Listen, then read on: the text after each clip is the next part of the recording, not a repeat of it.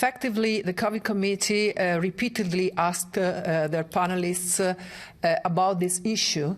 I personally asked directly to the General Director of the WHO about this issue, and his reply was that all options are still on the table.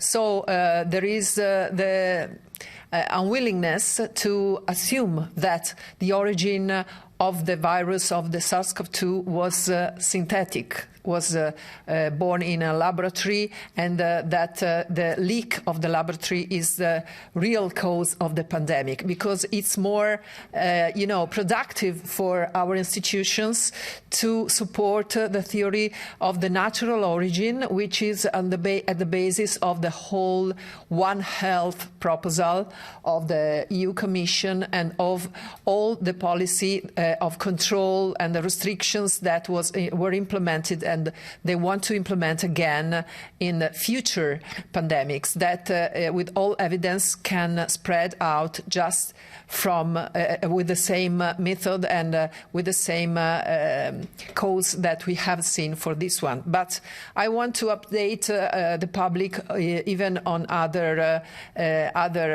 topics such as the decisions that were made about the hearing of President Ursula von der Leyen in COVID committee. That COVID committee requested by a decision of its coordinators, which where the majority voted in favor of the proposal of inviting Ursula von der Leyen for a public hearing. This proposal was sent in a letter by the COVID president, the COVID chair, Van Bremte, to President Metsola, the President of the Parliament, who has the role and the power to forward this invitation directly to the President of the Commission.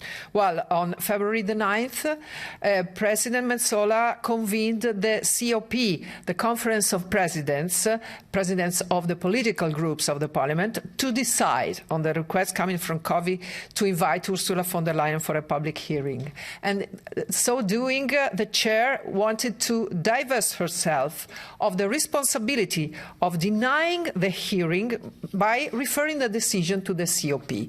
That's a very concerning decision, because it shows that there is some untransparency. There is not the will to let the COVID committee have the replies and the answers to these important questions.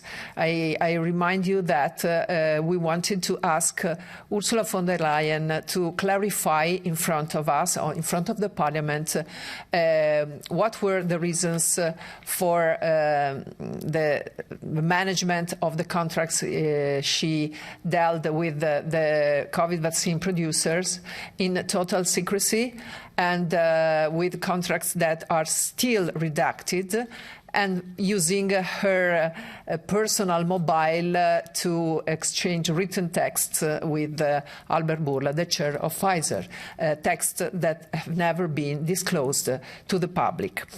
COVID request was immediately rejected by the majority in COP, seeing only the ECR and the ID chairman in favor, as was the option to hear Mrs. von der Leyen in the plenary, which was rejected by all.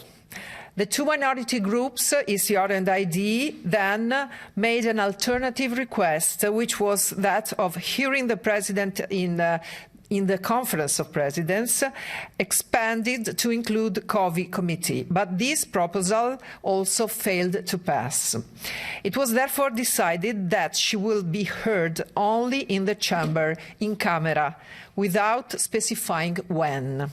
In this way, the COVID Commission has been totally stripped of its powers, and decisions made within it by the coordinators and the chair herself have been totally overturned by the chairs of their respective groups. This is very, very bad. So the chairman of the left and green groups have in fact betrayed all their battles for transparency and democracy by preventing a parliamentary committee from questioning the European Commission President on facts of crucial importance and of great interest for the public. Let us not forget that the President is currently under investigation by the EPO, the European Public Prosecutor Office, for the purchase of COVID vaccines.